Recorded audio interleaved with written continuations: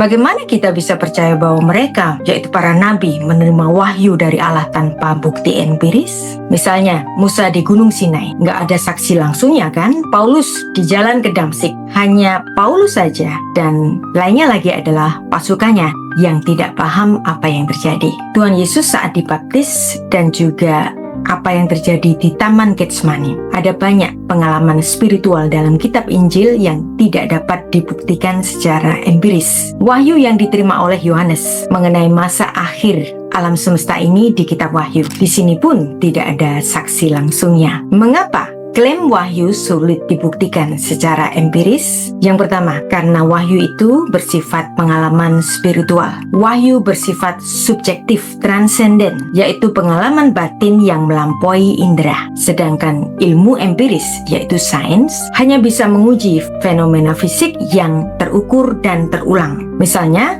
suara di Sinai dalam Keluaran pasal 19 atau cahaya di Damsyik, Kisah Para Rasul pasal 9, tidak bisa direplikasi di laboratorium. Ini tentu saja tidak dapat dibuktikan secara empiris. Yang kedua, keterbatasan saksi awal, tapi kemudian ada verifikasi lanjutan. Misalnya, wahyu yang diterima oleh Musa di Sinai, memang hanya Musa yang naik ke puncak gunung itu, Keluaran 24 ayat 2. Tapi kemudian seluruh Israel menyaksikan geofisika gunung, yaitu adanya asap, gurun, gempa yang dicatat di dalam Keluaran 19 ayat 16-18. Dan Paulus di Damsyik, pasukannya hanya mendengar suara, tapi tidak melihat wujud, dicatat di dalam Kisah Para Rasul 9 ayat 7 dan pasal 22 ayat 9. Namun kemudian seluruh Rasul Kristus pada zaman itu dapat memandang semua perubahan dari diri Rasul Paulus ketika dia sudah menjadi orang percaya. Misalnya, apa yang dilakukan oleh Tuhan Yesus di Taman Getsemani. Murid-muridnya kan tidur. Mereka tidak menyaksikan pergumulan batin dari Tuhan Yesus. Namun kemudian, para Rasul Kristus melihat kejadian nyata, yaitu Tuhan Yesus yang bangkit dari kematian, naik ke surga, disaksikan langsung oleh mata kepala mereka.